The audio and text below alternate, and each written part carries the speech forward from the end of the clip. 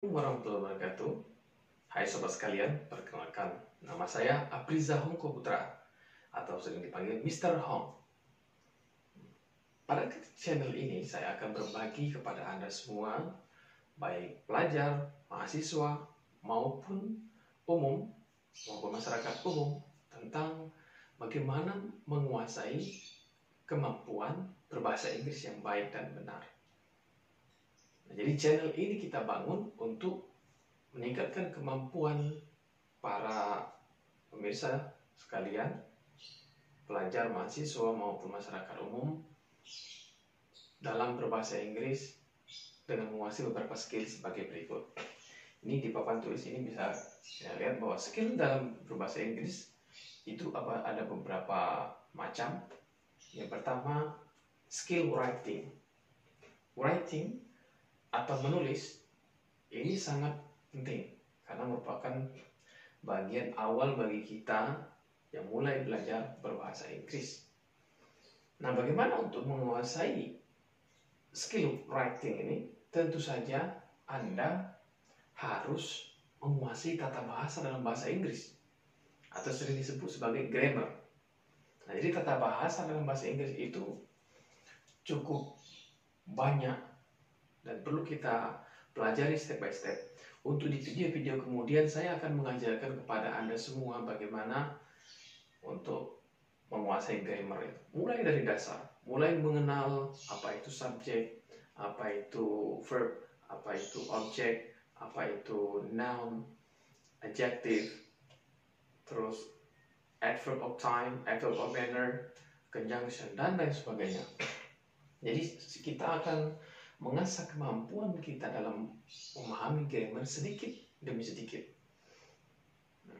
Jadi setiap hari kita usahakan untuk belajar minimal 10 menit. Nanti akan saya siapkan video per 10 menit. Jadi 10 minute English. Jadi 10 minute English. Sediakan waktu minimal sehari itu 10 menit untuk belajar grammar. Setelah itu nanti kalau sudah selesai belajar grammar, kita sama-sama akan belajar bagaimana cara menulis atau writing. Setelah itu di pertemuan-pertemuan berikutnya kita akan belajar bagaimana cara membaca atau reading. Jadi tentu saja kita harus melatih action kita. Accent atau action itu merupakan cara pelafalan kosakata dalam bahasa Inggris. Jadi misalnya kalau kita menulis, kita melihat ada tulisan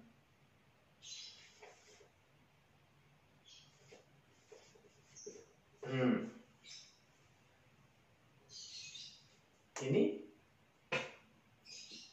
kalau orang Indonesia membacanya brake, tetapi dalam bahasa Inggris kita harus membacanya break, break. Break ya, kalau break itu seperti ini. Kalau break itu kalau kita orang Indonesia bacanya break, tapi bacanya break. Terus ada kalau seperti ini misalnya, kalau orang Indonesia kan bacanya ini secol, iya kan? Nah, tapi dalam bahasa Inggris cara pelafalannya atau pronunciation-nya ini kita bacanya school. Ada orang Indonesia yang terbiasa dengan aksen Indonesianya, jadi bisa dikatakan bahasa Inggris medok itu.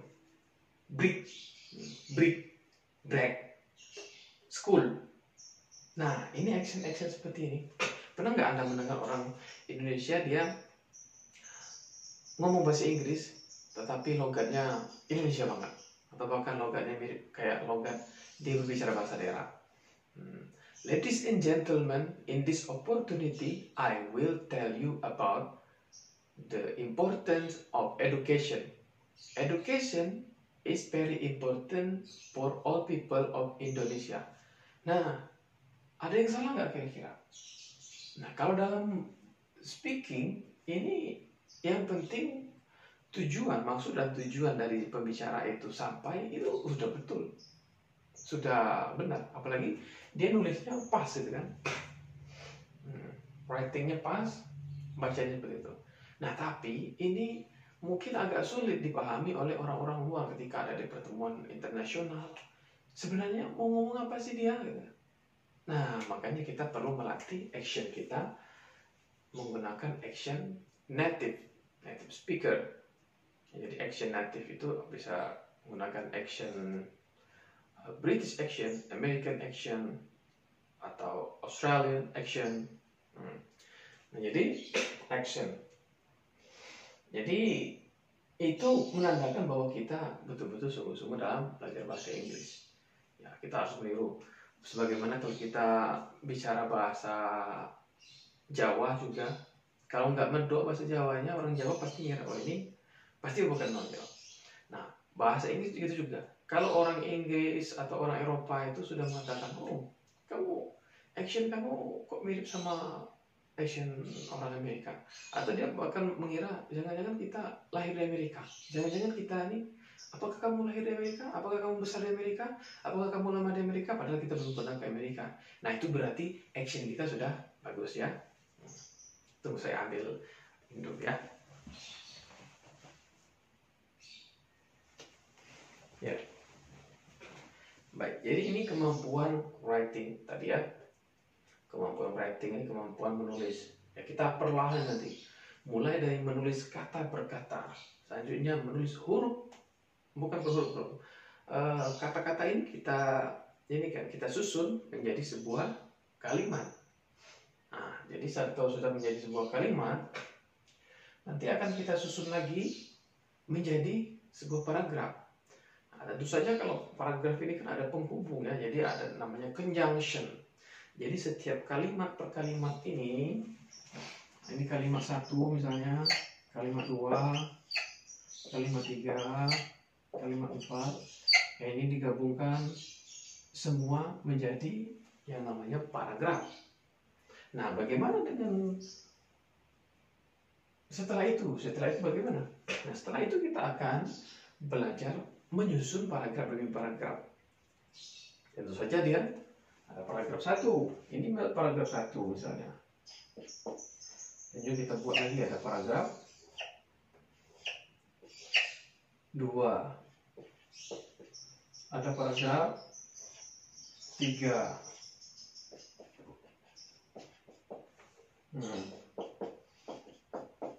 Nah, antar paragraf ini harus saling berkaitan. Jadi bukan paragraf bebas lepas kan. Nah, kalau sudah saling berkaitan, oh ini tadi berkaitan, semuanya berbicara tentang apa? Semuanya berbicara tentang pendidikan misalnya. Oke, baru kita kasih judul. Misal seperti ini judulnya. Education system, educational system ya, in Indonesia. Nah, misalnya seperti ini. Jadi karena paragrafnya ini berbicara tentang sistem pendidikan di Indonesia, nanti kita akan kasih judul Education System in Indonesia. Oke. Nah, ini sudah menjadi sebuah artikel. Nah, kalau sudah bisa bikin artikel, berarti kemampuan bahasa Inggrisnya sudah top. Tentu saja dengan tetap memperhatikan grammar tata bahasa ya. Oke, kita beranjak ke berikutnya, reading.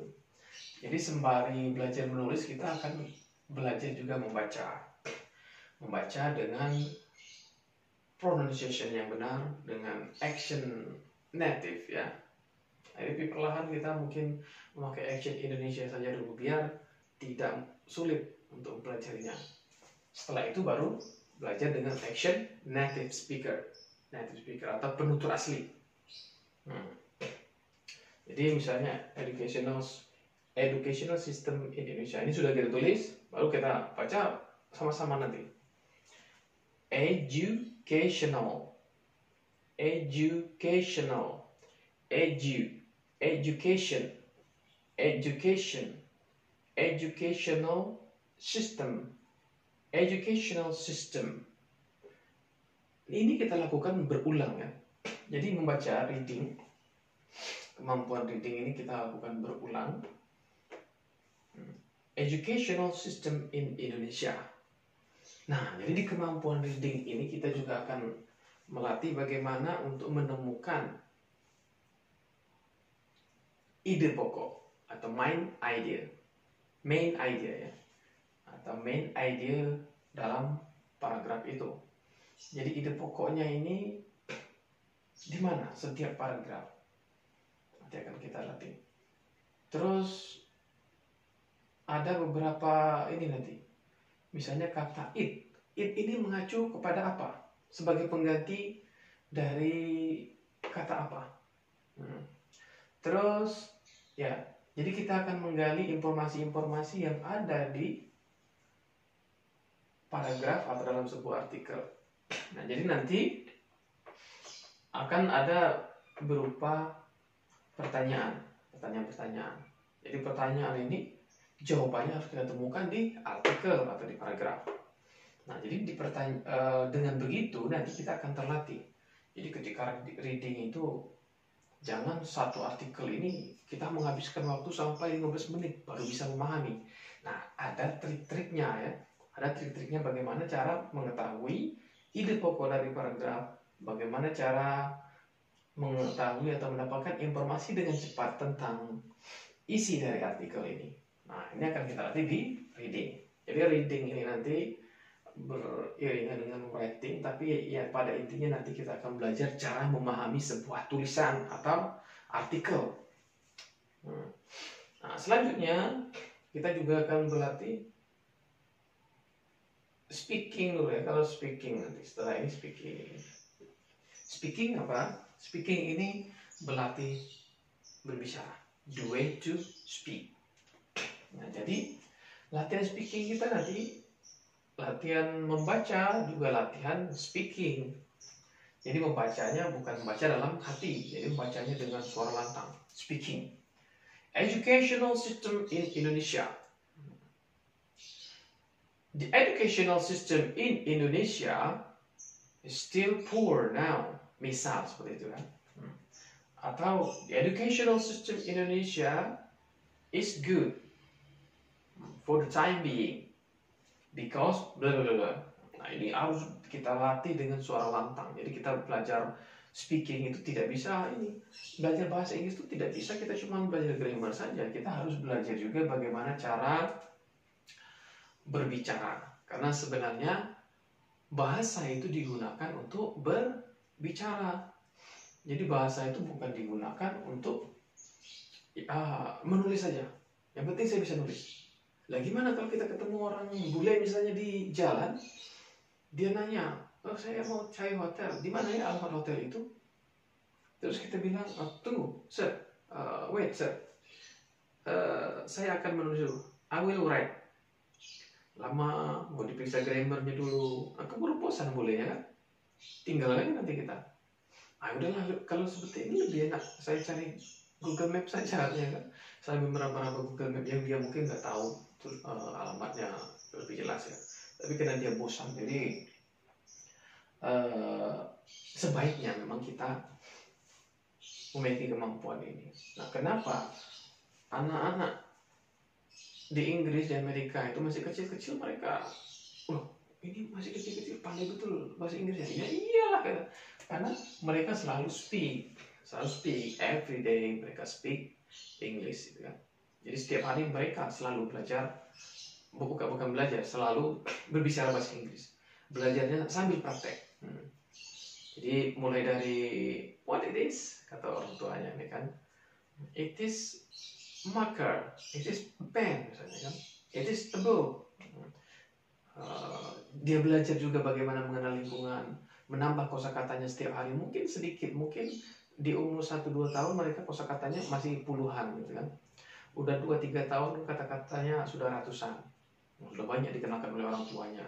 It is a bed, that is a window, this is a door, this is a floor, that is the whiteboard, misalnya seperti itu. Nah, jadi kemampuan speaking inilah yang menjadi kunci kita dalam berkomunikasi. Jadi kalau kita terlatih untuk berbicara berbahasa Inggris, maka dengan sendirinya nanti kemampuan listening kita itu akan meningkat. Karena kita sudah terbiasa, kan?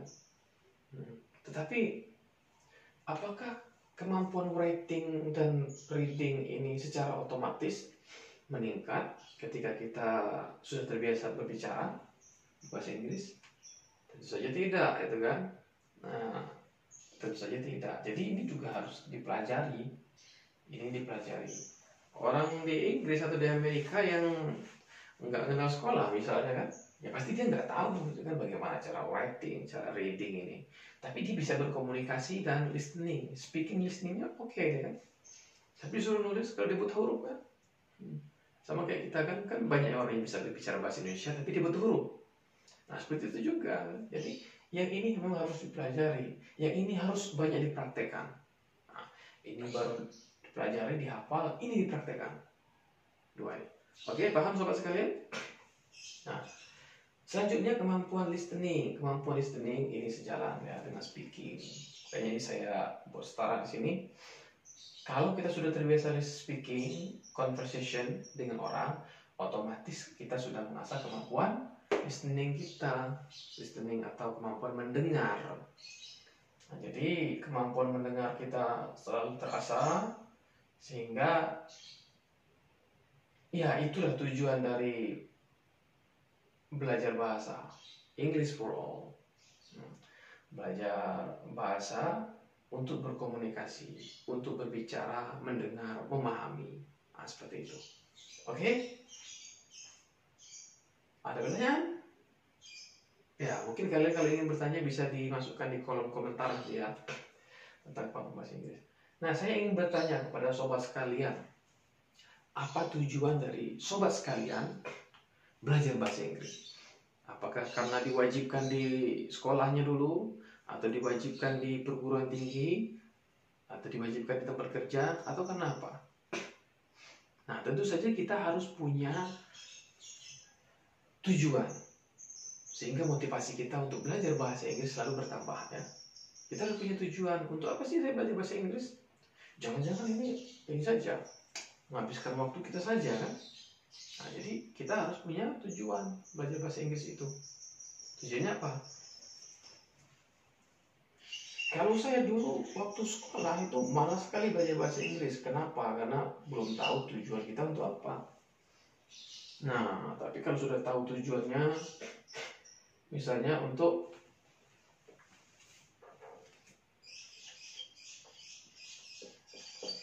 bekerja di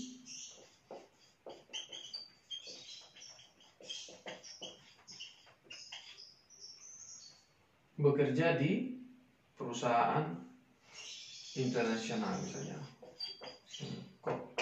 corporation ya. Jadi untuk bekerja di perusahaan internasional, kalau kita ingin bekerja di perusahaan internasional, automatically you must be able to speak in English. You must be able to read in English. Jadi untuk bekerja di luar negeri misalnya, atau di perusahaan internasional. Terus apa lagi?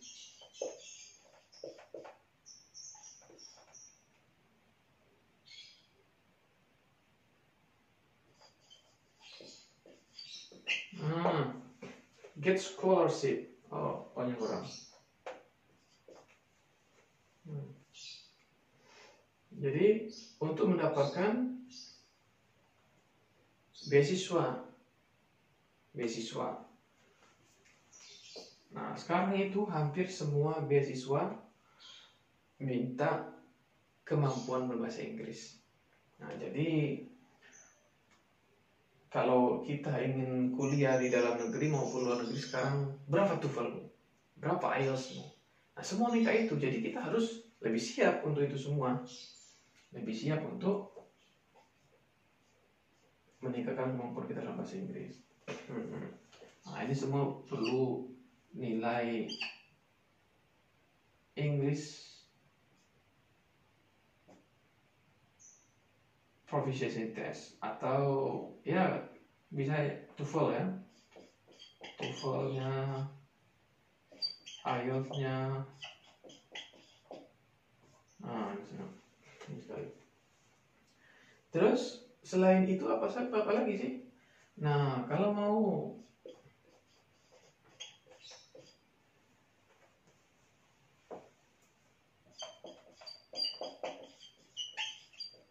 jalan-jalan ke luar negeri,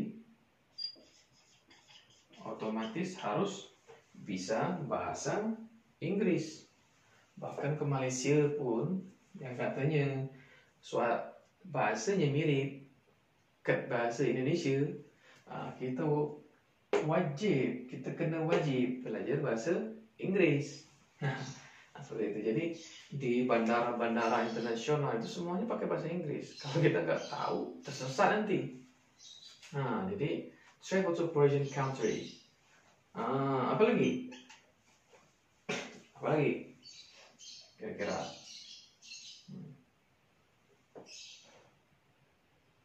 Mungkin ini digunakan juga untuk bisnis.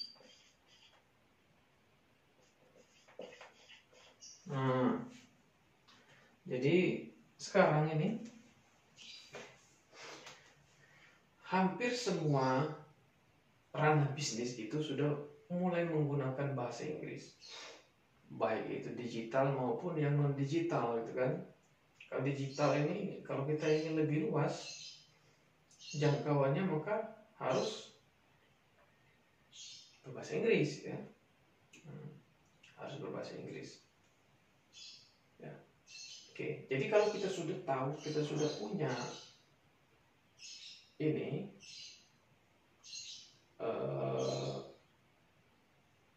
tujuan untuk belajar bahasa Inggris, maka secara otomatis nanti motivasi kita untuk belajar itu akan meningkat. Nah, kalau motivasi sudah tinggi, untuk belajar ini terasa gampang, terasa tidak punya beban, gitu kan. Tapi kalau belajar bahasanya karena wajib, karena diwajibkan, kalau enggak saya nggak mau belajar, ribet, mumet, pusingnya. Nah, ini sulit untuk belajar. Nah, makanya kebanyakan orang-orang yang pandai bahasa Inggris itu orang-orang yang ikut kursus, gitu kan. Kenapa? Karena mereka datang ke sana dengan sadar, gitu kan. Kalau di sekolah kan suka tidak suka, like or dislike, you must study English ya. Kalian harus belajar bahasa Inggris, like or dislike. Tapi kalau di ini tempat kursus itu kalian harus sadar ya, datang sendiri, gitu kan. Karena guru kursusnya nggak maksa, gitu kan. Kalau guru kursusnya maksa ya itu yang repot, gitu kan. Nah, jadi ini harus punya target ini. Saya akan kuliah ke luar negeri. Saya ingin kerja di luar negeri. Saya ingin jalan-jalan ke luar negeri. Semua butuh bahasa Inggris. English for all. Oke? Sampai sini ada pertanyaan? Baik, mungkin ada yang ingin mencatat, silakan dulu sementara.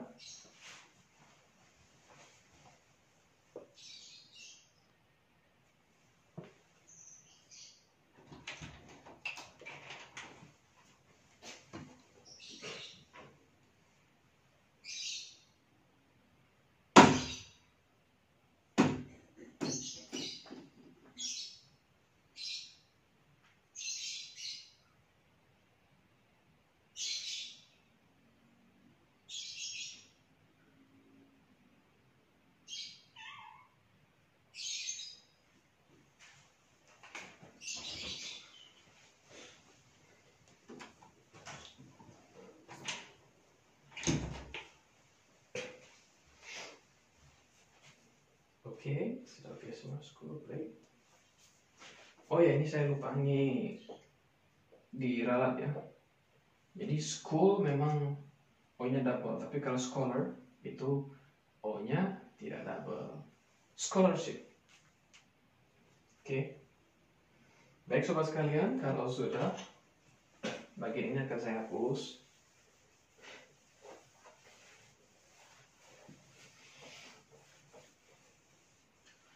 Untuk di pertemuan yang pertama ini, saya mengalokasikan waktu 1 jam lebih khusus untuk memberikan pemahaman kepada sobat tentang bahasa Inggris. Ya. Jadi kita harus tahu tujuan kita belajar. Tujuan kita untuk melakukan sesuatu itu harus kita pahami dahulu. Ya, harus kita pahami dahulu supaya kita tidak tersesat. Ya. Harus tahu jalan dulu. Oh, ini ujungnya kemana? Nah, kalau sudah ketemu ujungnya, nah ini bahasa guru saya dulu.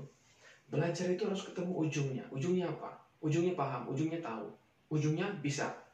Nah, jadi belajar itu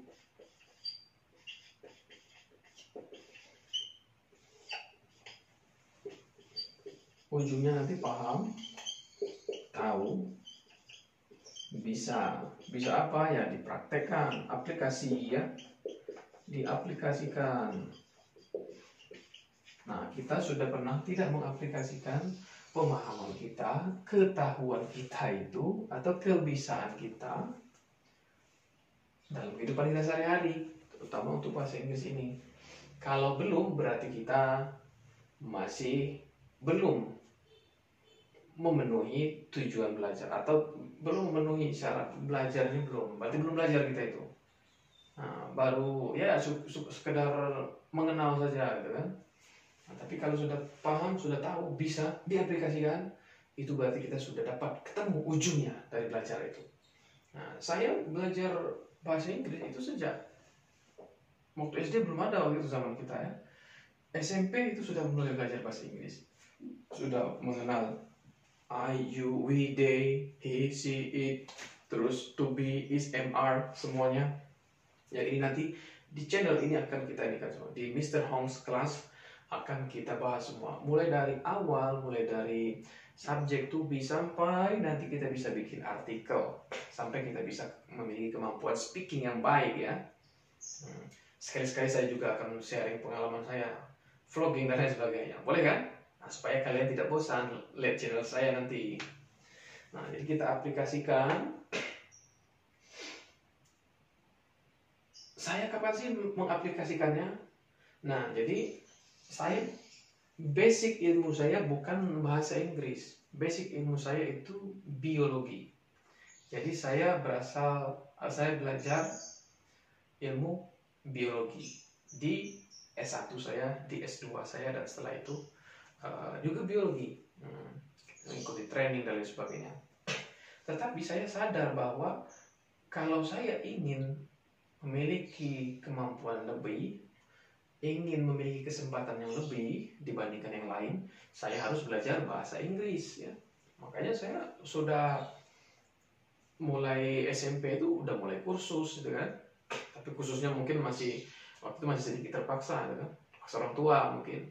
Nah, selanjutnya di SMA sudah mulai sadar, khususnya sendiri, datang sendiri, bayar langsung sendiri, nggak pernah diantar orang tua kan, baru SMA. Nah, di kuliah kita lebih sadar lagi. Jadi di kuliah, di bangku kuliah kita khususnya itu malam ya. Jadi jam 8 malam itu sampai jam 12 malam kita belajar. Sampai jam 11 atau jam 12 malam belajar bahasa Inggris. Nah, ini betul-betul udah sadar, betul udah tahu tujuan kita untuk apa. Karena udah dekat dengan karir kita di masa depan kalau di bangku kuliah itu. Jadi saya mendapatkan ujung dari belajar saya apa? Jadi setelah belajar bahasa Inggris sekian tahun, saya sudah paham, sudah tahu, sudah bisa berbahasa Inggris. Dan saya aplikasikan di mana? Saya mengajar kelas bahasa Inggris. Nah, saya juga pernah jadi juri pidato bahasa Inggris gitu kan. Ketika itu ditanya dengan juri yang lain, where do you come from? From which department? I'm from biology, huh? What? Apa? Dari biologi? Bukan dari bahasa Inggris?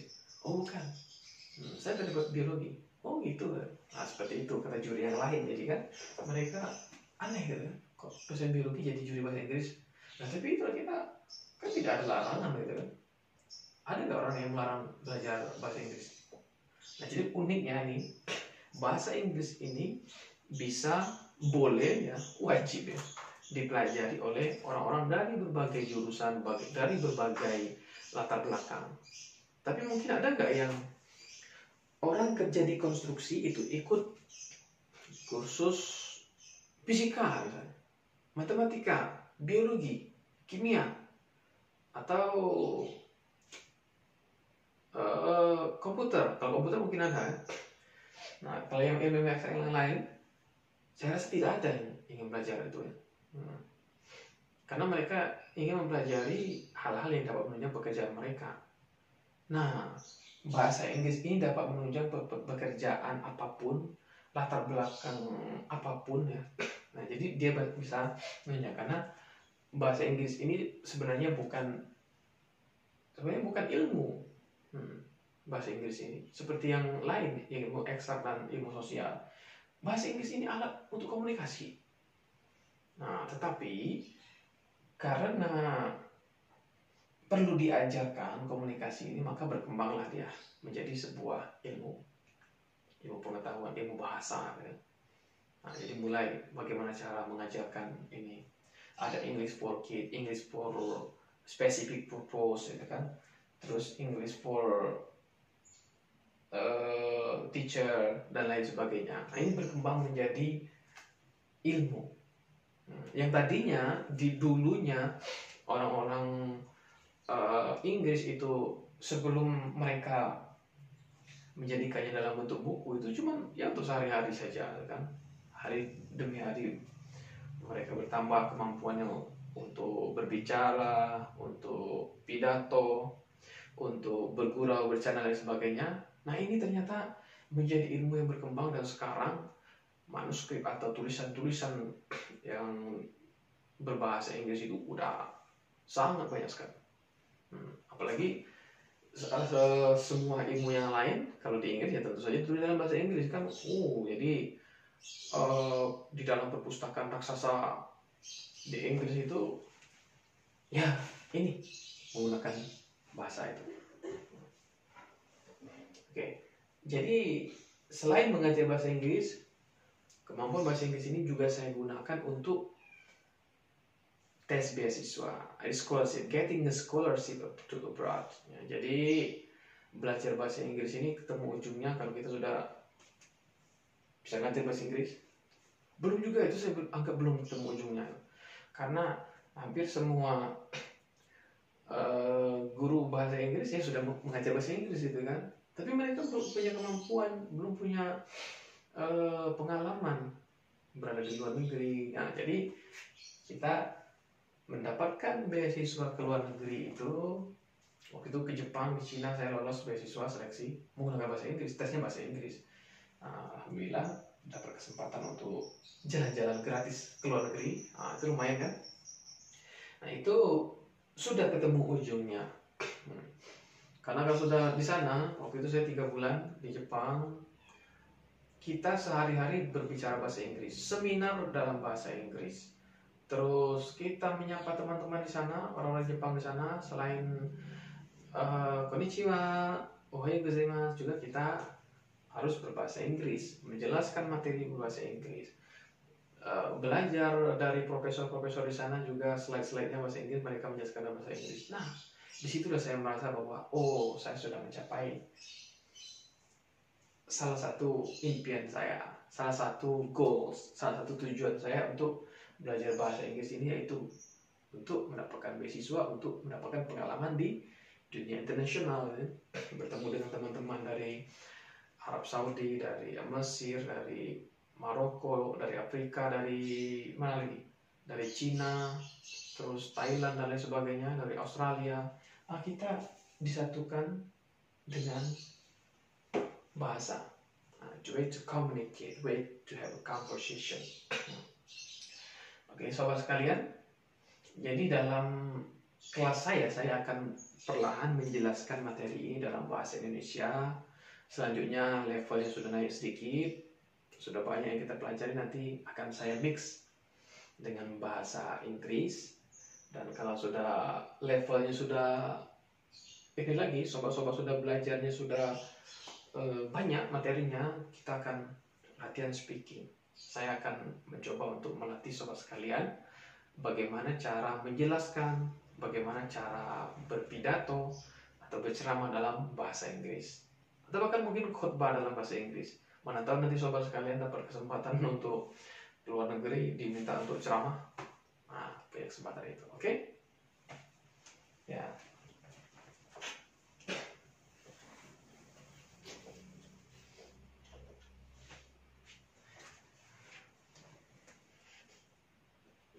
Nah, selanjutnya apa? Media yang bisa kita gunakan untuk belajar bahasa Inggris. Nah, inilah keuntungan zaman digital sekarang. Kalau dulu kita untuk membeli buku itu bukannya tidak terbeli, tapi bukunya yang tidak ada. Jadi tinggal di kampung itu serba sulit ya. Cari kamus bahasa Inggris saja ada kamus yang 100 miliar, judul kamusnya 100 miliar. Kamus 40 triliun, ada tuh yang judulnya kamus 40 triliun.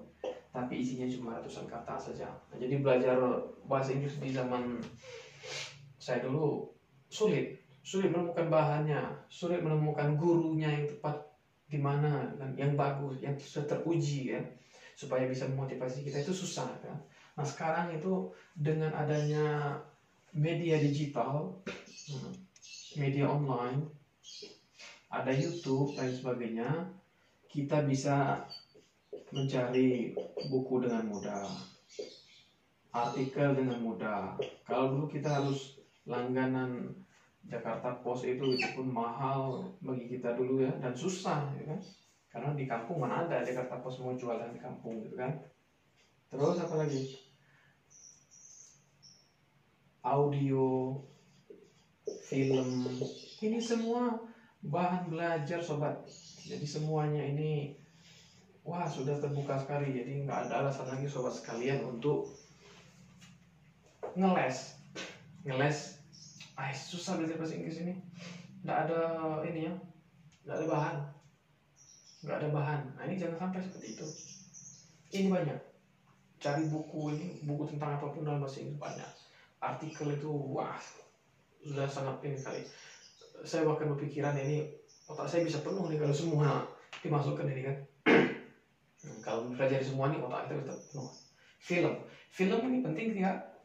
Jadi film ini ternyata penting untuk apa? Untuk mengasah kemampuan listening kita dan juga belajar action. Bagaimana orang Amerika itu kalau di film-film Amerika sering ini, apalagi film perang ini, move. Nah, bagaimana orang Amerika mengatakan ketika harus pindah dari suatu tempat ke tempat lain, move, jalan. Ya. Jadi ada komandannya perang, dia sedang ini kan membidik sasaran, move, jalan. Nah, jadi seperti itu, move. Kita latihan seperti itu, bukan move. Nah, atau apalagi move itu kan itu salah sekali kan. Nah, jadi kita latihan bagaimana ekspresi seorang native itu di film itu ketika dia marah, ketika dia tertawa, ketika dia bercanda. What? Nah, kan? Are you kidding me? Atau marah. What you talking about? Get out from me. Nah, kita latihan di sana, gitu kan. Nah, itu. Jadi manfaatkan yang punya HP, gadget, yang punya laptop, manfaatkan untuk melatih kemampuan bahasa Inggris kita melalui film. Kalau saya hobinya tentu saja film-film perang militer. Ya, itu hampir film-film terbaru itu sudah saya tonton semua tentang perang ya. Kalau yang drama saya kurang suka. Saya sukanya yang serius-serius. Perang kan serius kan, nggak ada main-main kan. Nah gitu. Audio bisa berupa MP3, bisa kita gunakan sehari-hari untuk melatih kemampuan listening kita. Sambil di jalan, sambil berkendara kita bisa melatih ini kita, pendengaran kita supaya sensitif. Ketika mendengar kata dalam bahasa Inggris kita harus nangkap, oh ini. Nah, kebanyakan orang itu bukannya tidak tahu bahasa Inggris ketika listening gitu kan. Oh saya nggak tahu artinya, bukan nggak tahu artinya, tapi gagal menangkap kata itu. Pernah dengar misalnya dalam pengantar orang tes TOEFL itu kan. In this part of the test, we'll hear some question. The conversation and the question will not be repeated. So choose the best answer for the question. Nah, seperti itu. Nah, jadi kebanyakan kita itu sudah gagal mendeteksi sebenarnya dia ini ngomong apa sih. Bukan kita tuh nggak tahu artinya. Kalau nggak tahu artinya kan dapat katanya. Nah, ini katanya sendiri dalam bahasa Inggris itu udah gagal kita tangkap. Ini part of the test. Apa maksudnya ini? Nah, kalau kita udah dapat, oh in this part, oh berarti pada bagian ini of the test, oh pada bagian tes ini, gampang itu. Kalau sudah terbiasa, apalagi sobat sudah terbiasa mendengar actionnya orang di listening TOEFL itu, nggak usah nggak usah dengar lagi instructionnya, fokus aja ke prediksi jawabannya apa.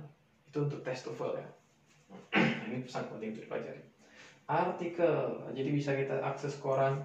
Kalau dulu sukses langganan Jakarta Post, tinggal download saja aplikasinya Jakarta Post. Kalau ingin tahu berita-berita tentang Indonesia dalam bahasa Inggris. Terus ada juga BBC News, terus NAS, National Academy of Sciences kan. Nah, jadi bisa kita akses itu semua. Terus BBC English, Voice of America. Nah, itu kita gunakan untuk belajar tentang tata bahasanya di dalam artikel itu. Belajar reading ya. Tuliskan kembali di buku catatan kita untuk melatih writing kita ya. Nah, buku ini untuk tambahan pengetahuan. Kecuali buku-buku bahasa Inggris ya. Buku-buku grammar maksudnya. Atau buku-buku TOEFL ini digunakan untuk meningkatkan kemampuan kita, pemahaman kita dalam bahasa Inggris. Oke, silakan dicatat ini sebentar.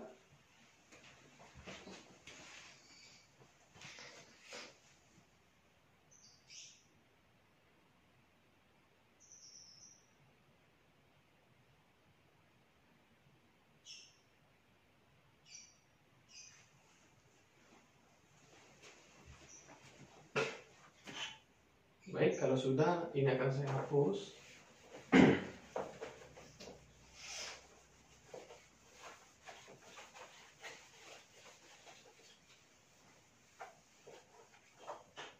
Nah, saya akan menjelaskan apa saja sih yang akan kita pelajari nanti di kelas Mr. Hong's kelas ini, English for All. Nah, jadi kita akan belajar. Kalau untuk kata-kata ini khusus vocabulary ya. Vocabulary ini kosakata. Sahabat sekalian wajib, you must memorize vocabulary. Kalian harus menghafal kosakata. Noun, apa saja itu. Oh, ini kalian cari kamus khusus untuk kosakata ini. Kalau saran saya, kalau kamus yang SNI untuk Indonesia itu ada namanya kamus Indonesia Inggris Indonesia itu yang karya Hasan Sadiqi itu ya. Nah, itu standar betul itu untuk orang Indonesia. Kalau yang versi bahasa Inggrisnya itu ada kamus Oxford, itu cukup tebal, cukup ini, ada kamus Oxford, Longman dan lain sebagainya. Itu menjadi rekomendasi. Jadi noun ini banyak ya, kata benda.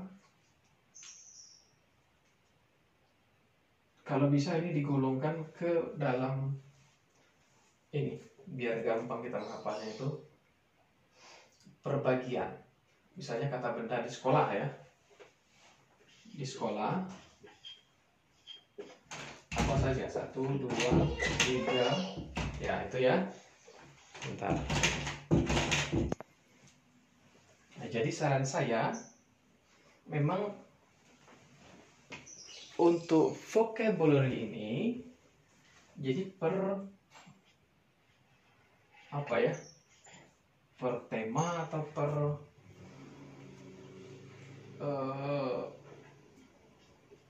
bagian Anda buat, misalnya di sekolah itu apa saja noun yang ada. alat-alat, bahan atau orang atau apa. Semua. Terus di mana lagi? Kalau di industri apa saja katanya. Terus di misalnya university,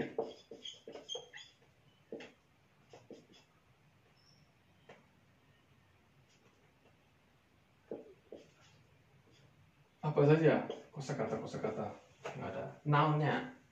Begitu juga dengan verb yang biasa digunakan di sekolah apa saja. Tentu saja teach misalnya ya, write, apalagi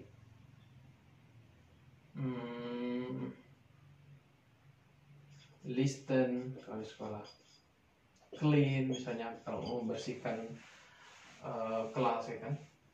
Nah, ini semua verb. Terus di industri ada produce, ada control,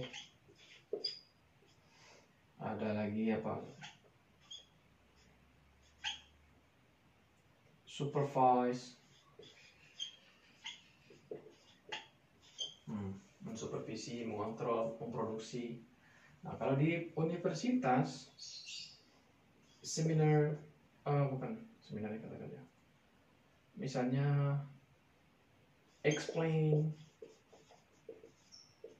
present, menjelaskan, mempresentasikan, terus publish, publikasi, mempublikasikan. Nah, seperti ini. Nah, kalau kita belajarnya itu menggolongkan vocabulary itu berdasarkan tempat ataupun berdasarkan tema, ini lebih gampang kita untuk hafalnya. Jadi ini untuk mempermudah kita dalam hafal. Coba sobat sekalian coba buat seperti ini, kolom seperti ini untuk sementara. Tapi nanti untuk ke depan kita akan belajar tambah sedikit demi sedikit vocabulary di tempat-tempat atau di tema-tema tertentu.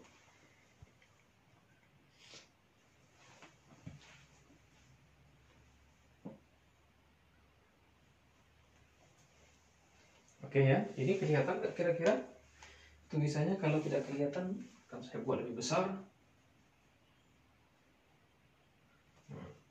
Nah, selain verb apa lagi? Ada adjective. Adjective. Apa itu? Kata sifat. Nah, gini juga kata sifatnya di sekolah itu apa saja kata sifat yang bisa digunakan. Ini industrial apa saja. Kalau di industri mungkin expired. Jadi kadaluarsa ya. Terus apa lagi? Good quality, berkenaan dengan quality kan. Terus apa lagi? Boiled, matang kan kalau di industri.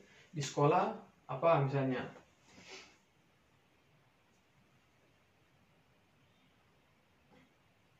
Di sekolah clear ini dia bisa kata benda, bisa kata kerja, bisa kata sifat ya. Clear itu jelas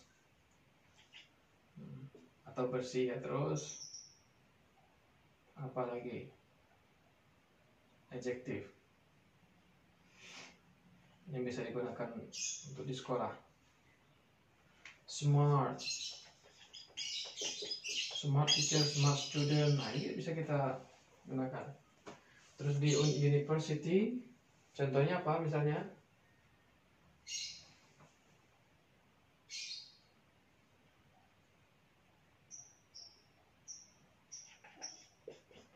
Excited.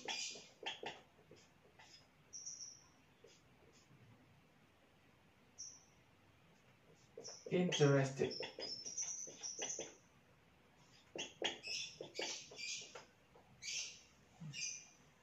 Oh, bukan. Interesting ya. Menarik.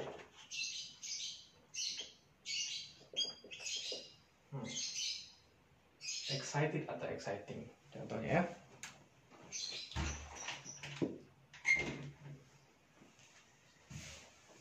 Oke, jadi ada lagi adverb.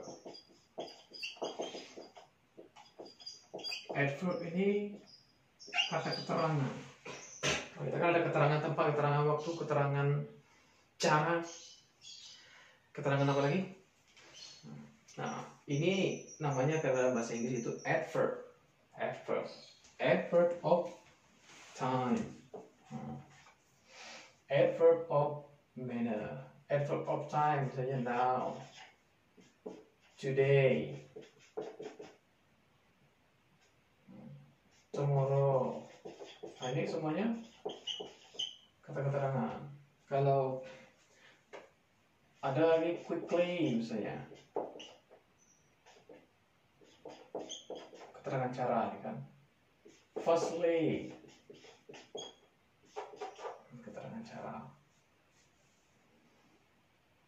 Adverb of place, keterangan tempat, tempatnya di mana, gitu kan? Bisa apa in school, industry, in university, nah, semuanya itu adverb atau kata keterangan. Nah, ini vocabulary dasar untuk kita menyusun kalimat. Nah, nanti kalau untuk menyusun dari kalimat itu menjadi paragraf, ada namanya conjunction,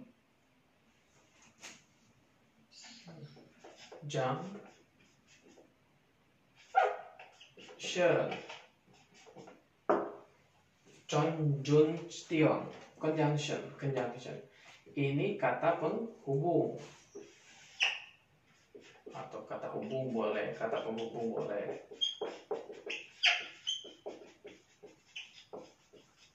Nah, ini akan sobat gunakan ketika ingin menyatukan kalimat menjadi paragraf.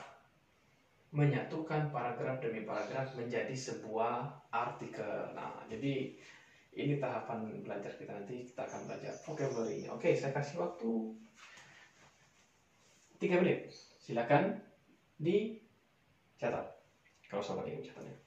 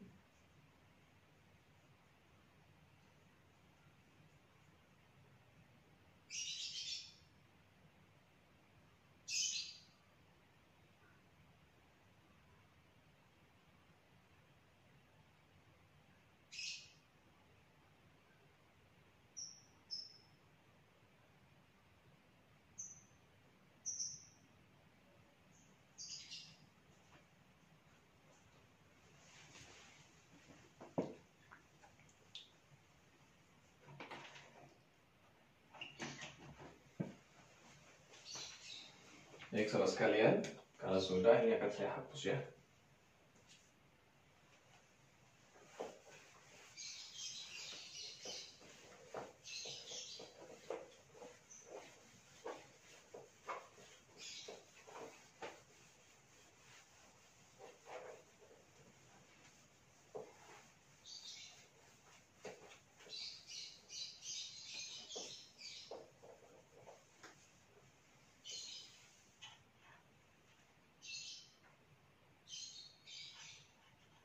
Nah, jadi Yang pertama tadi vocabulary, terus grammatical system atau grammar, tata bahasa. Tata bahasa. Secara umum, urutan tata bahasa dalam bahasa Inggris ini mirip dengan bahasa Indonesia. Ada subjeknya, ada predikat, kalau ada objek, ada keterangan. Atau biasa kita sering sebut SPOK. Misalnya dalam bahasa Inggris, dalam bahasa Indonesia, saya makan nasi goreng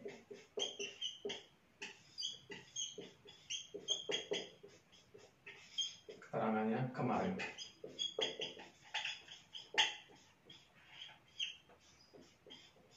Nah, S ini predikatnya atau kata kerja, objeknya nasi goreng, K. Nah, dalam bahasa Inggris, ya, dalam bahasa Inggris kita tulis saya ini I, yang diterjemahkan. Karena dia kemarin jadi bentuk past, jadi at, bukan it. Nasi goreng, fried rice,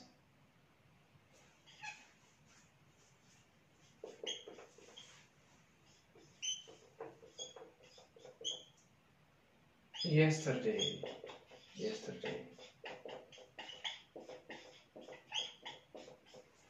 I ate fried rice yesterday. Sama kan urutannya? Ini subjek, ini verb atau predikat, objek, adverb atau keterangan. Nah, sama. Nah, yang uniknya ketika menjelaskan kata sifat. Jadi ada kata benda itu, ada kata sifatnya. Itu dibalik ya. Nasi goreng, fried rice. Harusnya kan nasi goreng juga kalau bahasa Indonesia kita jelaskan. Nasi, rice, goreng, fried. Nah ini beda dia. Jadi yang kata sifatnya, gorengnya itu, namanya, sifatnya, itu semuanya di depan, pindahin. Fried rice. I ate fried rice yesterday. Ini fried ini berasal dari kata fry. Ini menggoreng. Kalau menjadi kata sifat goreng atau yang sudah digoreng, ini jadi fried. Fried chicken, fried rice. Oke. Nah, jadi grammar dalam bahasa Inggris ini kita sebut hari ini saja nanti. Tapi ada dalam grammar ini ada tenses. Jadi perubahan kata-kata ini berdasarkan keterangan waktu. Jadi antara kalau kita saya makan hari ini dengan saya makan kemarin, makannya tidak berubah.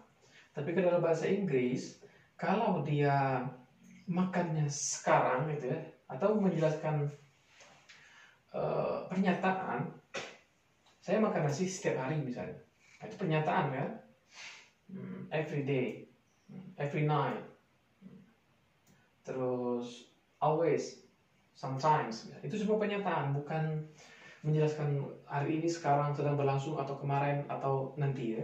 Dari pernyataan itu menggunakan simple present. Nah, itu semuanya kata kerja bentuk pertama. Kalau ini kan kata kerja bentuk kedua. Nanti akan kita jelaskan kata kerja bentuk pertama, kedua, ketiga itu apa. Jadi di kelas ini saya betul-betul akan mengupas tuntas dari nol, from zero to hero.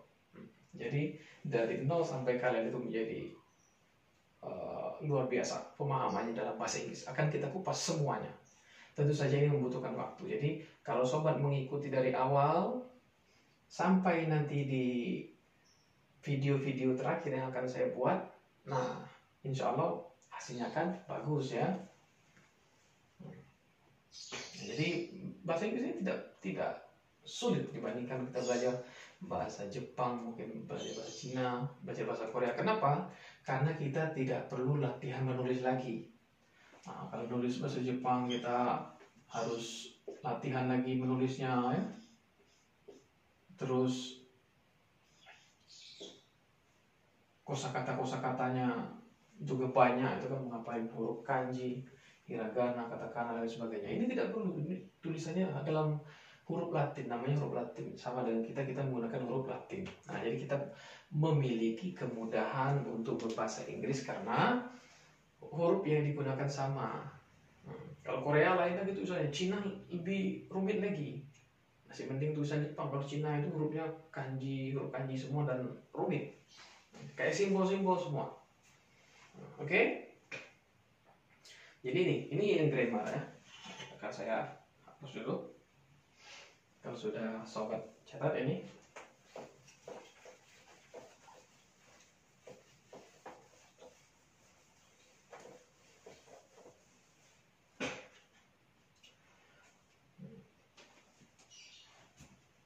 Selanjutnya ya tadi ya ada speaking, reading, listening, writing akan kita asah semuanya. Nah, jadi sobat sekalian, yang paling penting dalam bahasa Inggris itu kita selalu memiliki motivasi yang kuat untuk belajar ya. Kita setiap hari usahakan menambah kosakata itu setiap hari itu 10. Jadi 10 kata words per day. Nah, siap nggak sahabat nih? Kalau 30 hari kita sudah bisa menghafal 300 kata. Kalau 365 hari, 1 tahun, berapa? Berarti 1 tahun 365 hari. Tambah 10 kata. Dikalikan 10 kata. Nah, 3650 kata ini kalau 10, kalau 20. Kalau 20 tinggal dikali 2. Nah, jadi ini sudah sangat cukup bagi sobat sekalian. Dalam 1 tahun itu, ini deh, hitungan 10 kata per hari. Dalam 1 tahun bisa menghafal ribuan kata. Jadi intinya, semakin banyak kosakata yang kita hafal, kita semakin mampu untuk berbicara di depan umum, berbicara bersenda gurau dan sebagainya dengan kawan-kawan kita dalam jangka waktu yang lebih panjang. Kalau kosakatanya cuma 100, 200, 300 atau 500-an, ya mungkin kita sekedar perkenalan, menceritakan hobi, menceritakan tentang keluarga kita, ya sudah selesai, tidak ada lagi. Sudah kehabisan kata-kata. Nah, tapi kalau kita banyak ini, oke, orang mau ngomong politik, orang mau ngomong tentang militer, orang mau ngomong tentang bisnis, tentang pendidikan, tentang apa lagi, industri dan sebagainya, tentang pekerjaan, itu kita nyambung terus, gitu kan? Nyambung terus dan bisa diajak bicara, karena kosakata kita banyak. Nah, itu. Nah, kalau saya berapa sih kosakata yang saya hafal ya? Nah, jadi enaknya 1 kata itu kan bisa dikembangkan menjadi beberapa kata. Nanti kita akan belajar itu. Bagaimana mengembangkan kata-kata itu.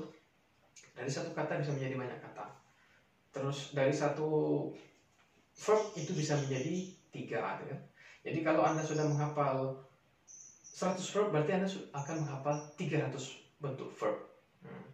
Ada regular verb, irregular verb, kata kerja beraturan dan kata kerja tidak beraturan. Nah, pernah waktu kuliah dulu saya ada buku verb itu, kata kerja itu kurang lebih sekitar 1000. Jadi 1000 verb itu saya hafal, dan berarti saya sudah menghafal 3000 kan? Ya kan? Jadi sudah menghafal 3000 verb. Nah, terus ada lagi buku vocabulary khusus itu. Vocabulary khusus untuk kata benda. Itu juga saya hafal, jumlahnya ribuan juga. Tapi kalau hitung-hitung 5.000 sampai 10.000-an itu ada saya hafal kan. Nah, dan itu terus saya tambah, setiap harinya saya tambah itu kan.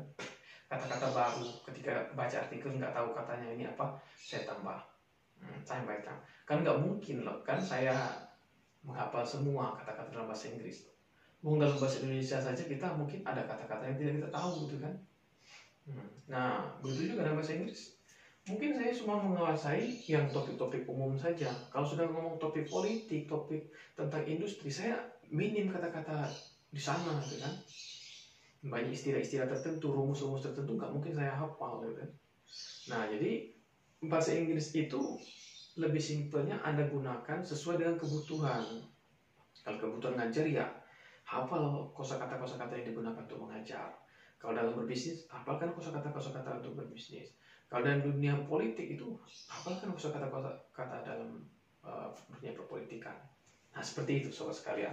Jadi supaya kita tidak terbebani belajar itu. Waduh, ternyata banyak, ada ratusan ribu kata yang harus saya hafal. Nah, jadi kita belum selesai ngapal-ngapalnya, sudah keburu dipanggil yang maha kuasa kita kan.